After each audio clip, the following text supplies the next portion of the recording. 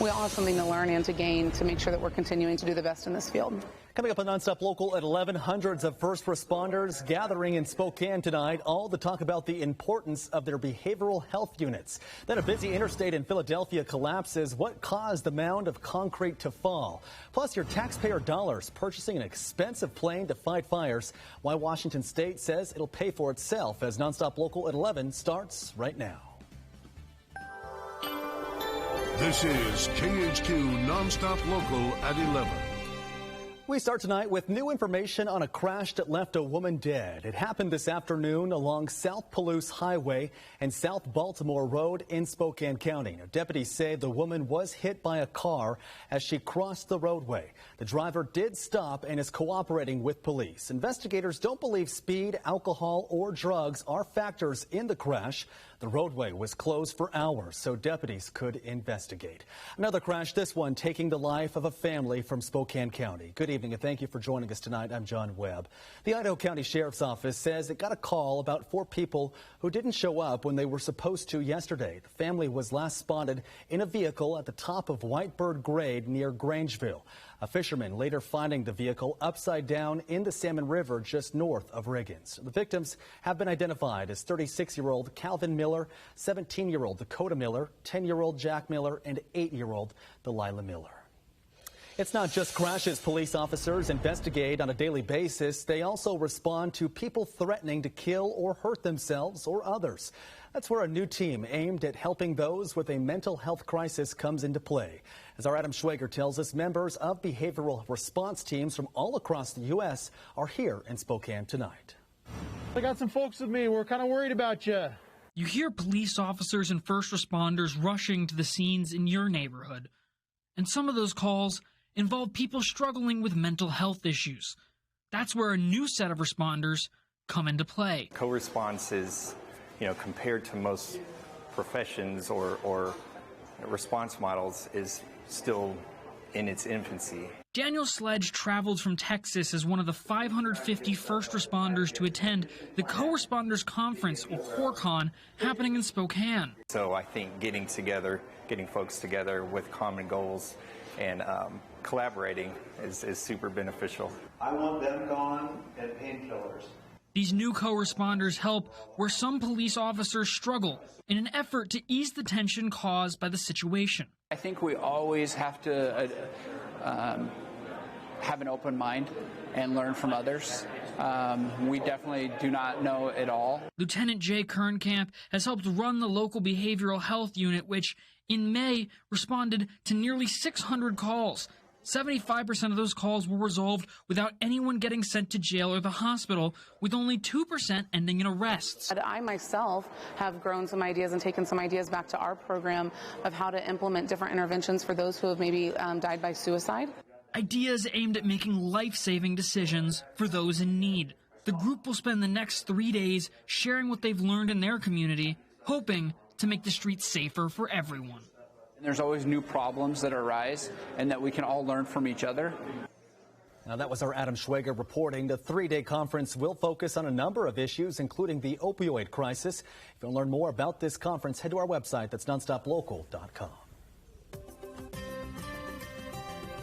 And ending the weekend on a pretty calm note out there. Current conditions, 71 degrees in Spokane, mid to low 60s across the rest of the board. Coeur d'Alene, 66 degrees and clear skies. 61 degrees in Pullman, clear skies as well. Very light winds for us, 0 to 3 miles per hour. We are looking at high temperatures since midnight, 80 or so degrees in Spokane, about 81 through northern Idaho for Sandpoint, Bonners Ferry, and Coeur d'Alene. 89 degrees in Tri-Cities, Walla Walla, and Yakima. We were a little bit cooler through parts of the Panhandle today. 76 in Lookout Pass and 73 degrees in Kamei. That's because of some unsettled showers moving across the region, largely dispersing now between Kalispell, Missoula, and Lookout Pass area. We could still see some scattered action through the Panhandle. Not expecting a whole lot of threat there, but forecast high temperatures the next 7 days is what we're really focusing on. Take a look at this. We're going to be in the high 80s Monday and Tuesday for Spokane and Sandpoint, the 90s through the Columbia Basin and the LC Valley. But notice this cool down from 88 degrees to 74 degrees Tuesday into Wednesday. I'll tell you why we're going to see that change when I see you back here in just a few minutes. John? Right, Ava, thank you. New information tonight on the death of a man at a Spokane Valley motel. Spokane County deputies arrested a 48-year-old man last night. They say he killed the victim, who's described as a man in his 70s at the Red Top Motel. The suspect remains in jail tonight. A woman hit by the driver of a van she was in. It happened in the Corkery apartment on the Gonzaga campus Thursday morning. Officers say it started when they were tipped off by a call of a suspicious van.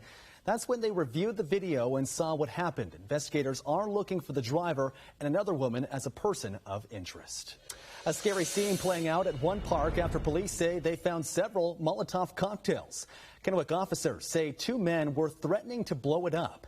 Investigators say one of the men was a wanted sex offender from Texas. The other man was arrested for possessing an explosive device after officers found the Molotov cocktails in his truck.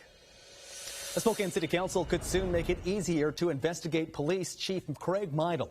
He's accused by civil leaders of unfair preferential treatment and communications with certain downtown businesses. The emergency ordinance set for a vote tomorrow would make changes to the Office of Police Ombudsman. The job allows for the investigation of police officers, but the rules are not the same when it comes to the police chief. The City Council will take up the matter at 6 p.m. A woman convicted of killing her 2 children will learn this week if she will get a new trial. The attorneys for Lori Vallow say the judge in the case gave unclear instructions to jurors on the conspiracy charge. Plus, they say one of the jurors was confused by the instructions during deliberations. The hearing on the matter is set for Thursday. Vallow was convicted back on May 12th. A popular East Coast interstate shut down after it collapses. You're looking at I-95 in Philadelphia. As you can see, a huge slab of concrete fell onto the road below. This all started after a truck caught fire, sending flames and black smoke high into the air. Luckily, no one was hurt. Repairs are expected to take several months. Security is now beefed up outside the Miami courthouse where former President Donald Trump will be arraigned. The FBI says there is concern Trump's rhetoric will encourage so-called lone wolves to attack. Now, Trump faces a total of 37 counts related to the discovery of classified documents at his Mar-a-Lago home. He's set to fly to Florida tomorrow to meet with his attorneys. He'll appear in court on Tuesday. Tonight, investigators looking into the death of the man known as the Unabomber say it appears he took his own life. Ted Kaczynski unleashed a deadly bombing campaign from a shack in rural Lincoln, Montana from 1975 to 1995. At least 3 people were killed and dozens more were hurt by the bombs. Kaczynski was serving 8 life sentences. He was found dead in his jail cell in North Carolina yesterday. Reports say he also had late-stage cancer.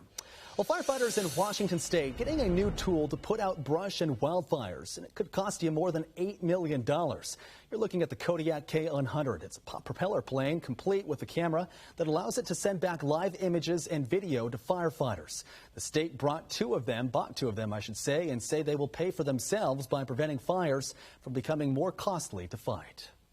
Well, despite the rain we have been receiving lately here in the inland Northwest, the latest drought monitor map shows parts of eastern Washington are abnormally dry or moderately dry. That increases the chances of a wildfire starting, and North Idaho isn't much better. As you can see, the entire area is either abnormally dry or moderately dry. Well, those buildings, new homes and businesses in Kootenai County will help pay for emergency medical services. It'll cost $132 to get a building permit for homes and 7 cents per square foot for new businesses starting June 20th. The county expects to collect more than $4 million over the next 10 years with the impact fee. The money will pay for ambulances, new oxygen generators, and decontamination systems. Well, more than $36 million now on the way to help improve the safety of Highway 53 near Hauser, Idaho. The changes include building a new interchange that will make it so trains travel under the road. City leaders say it's necessary because if a train crash happens, traffic would be brought to a standstill. Construction was set to begin in 2028, but with the money, the 2-year project is moving up. In a traffic alert tonight, it'll soon be easier to get onto I-90 just west of Spokane. Here's a live look at I-90 at Geiger, where 2 ramp meters will go live starting next Tuesday afternoon. The goal, to reduce the number of crashes that have happened over the past 5 years as cars try to match the flow of traffic. More ramp meters, we're told, will go live next month. Well, proudly showing off their medals. Hundreds of athletes, including some from the Inland Northwest, taking part in the Special Olympics Games in Nampa, Idaho this weekend. The Games are an inclusive program that provides sports and competition for athletes with intellectual disabilities. One athlete from Coeur d'Alene will be representing Idaho at the Special Olympic World Games in Berlin, Germany. Well, the Seattle Storm season so far has been less than ideal. AJ Howell joins us now over in the Northern Quest Sports Studio with why today was different. Hey, AJ. Hey, John, that's right. For this game, it all fades away to honor the legend Sue Bird for her Jersey retirement. Bird, of course, spending her entire career in Seattle, leading the league in games and minutes. So, of course, she gave a speech that was about an hour and a half long. But you could say her 4 WNBA championships and 5 gold medals justify that timing. Now, the Mystics were the lucky team that got to witness the legend being honored. That's Sue pregame. They just beat the Storm a couple days ago. Brittany Sykes with the three-pointer right here, part of an 18-0 run from the Mystics. The Storm got down 28 points, but came back to lose by just single digits. I guess that's the bright side. Things don't go in Seattle's favor, but still a happy day celebrating a legend. Later in sports, the Mariners look to end their road trip with a win. I have the highlights. John? We'll be watching for that. All right, AJ, thank you. A safety alert tonight. If you're heading to Holly's Landing or the Benoit campground, be sure you have bottled water to drink or ways to boil the water you get there. 2 different issues, including a failed water pump, caused the problems last week. The water is expected to be flowing again at both areas by Thursday. Well, some graduating high school seniors get a special send-off right involved where their schooling began. Plus, pet owners now the target of scammers. Why crooks are not only breaking the hearts, but getting your personal information at the same time. And get ready for a roller coaster of temperatures. Ava has your full weather forecast in just 7 minutes. Caught on camera tonight, a scuba diving boat in Egypt burst into flames, and now the search is on for 3 missing people. More than 30 people were on the boat at the time, with many jumping overboard to safety. Investigators say they're not sure what happened to the 3, but crews are searching the water and nearby land. The fire remains under investigation tonight. Crooks going after people worried about their missing 4-legged friends. The Everett Animal Shelter in Western Washington says scammers are contacting owners about their beloved pets, pretending to be the shelter. They then claim the shelter has the lost pet and they need a credit card to pay for the finder's fee. The victim shows up at the shelter, but the pet, not there. One person has fallen for the scam so far.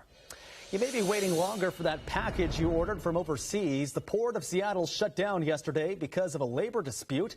As a result, a number of containers full of goods had been left sitting on ships. Now, workers say the ocean shipping industry saw record profits during the pandemic, and now they want a pay raise for making it happen.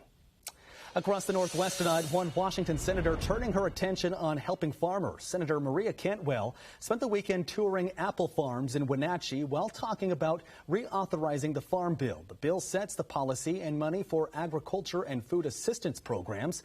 Cantwell says the big focus is finding ways to make sure ag products will be exported and remain competitive in a global marketplace.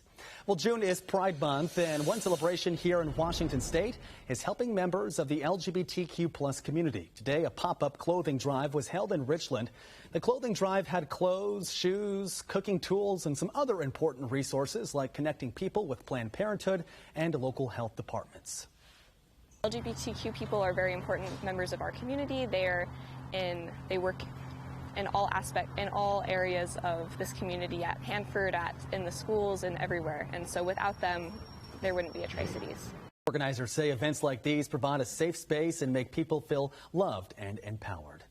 Sharing the good tonight, and for some high school graduates, they're getting a chance to relive old memories. The students walked through the halls of Cottonwood Elementary in Kennewick.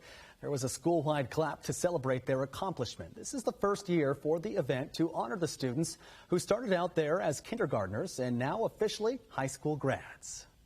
It's so much fun just encountering with them and engaging with them, and they're so interesting. I'm actually going to look into early childhood education to come back and be an elementary school teacher. Well, during the clap out, kindergartners and family members started the clap out, which is simply a large round of applause for the grads. Congrats to everyone graduating this year. Well, take a look at this beautiful picture of the sunset. This was taken above Lake Ponderay near Athol. Absolutely stunning. The sky is reflecting on the water. Yeah. Oh, it's so pretty out there. That's beautiful. Always beautiful photos coming from Lake Ponderay. Just gorgeous every single time. Yeah, and look at that aerial shot of it. Just stunning. Pretty. It's going to be a great week to get out to the lake, though. Yeah, I think so. I think so. The temperatures are looking pretty promising the first 2 days of this upcoming work week. Before we get into that, I want to show you guys a couple more sunset photos I got from a viewer. Sharon, that bottom left one, thank you for sending that. Gorgeous. I took the one on the top right on my walk in on our dinner break, which is gorgeous out there today. Wrapping up the weekend on a beautiful note. Hope you guys saw the beautiful colors in the sky. As we head into those headlines, we are seeing that we are going to start to see some isolated Montana and Idaho showers. Stick around for just probably a couple more hours before dispersing across the region. Not too much of a threat there, but Monday and Tuesday, yes, great lake days if you want to get out on the water. Hottest days of the week, 80s and the 90s. Looking ahead into the rest of the work week, cold front taking us back down a few degrees, back to the 70s for the rest of the week ahead after Tuesday, mainly into Wednesday. Temperatures right now across the board, 71 degrees in Spokane, 71 in Lewiston, about 66 degrees in Coeur d'Alene, still about 72 degrees in Tri-Cities, 70 degrees in Omak, about 69 degrees in Yakima. Wind speeds very light in our neck of the woods, 0 miles per hour in Spokane, but we're seeing it pick up in central Washington, 13 miles per hour in Moses Lake, about 10 in Vantage. Not too bad though, about 10 miles per hour up in Brewster. Low temperatures tonight, about 59 degrees in Spokane and in Coeur d'Alene, 64 degrees in Tri-Cities. Very mild temperatures across the board into those overnight low hours. Satellite and radar shows we still see a little bit of activity through the Montana and Idaho border. Some showers sticking around, but mostly dispersing as we head into our Monday. About 12 a.m. we could start to see these showers pushing into the Potlatch, Orofino area up toward Bonners Ferry and Sandpoint just a little bit early Monday morning. Mostly going to be dry on our Monday. Could see some scattered showers down south by 3 p.m. to 6 p.m. or so before dispersing and creating very clear conditions as we head into our Tuesday early morning.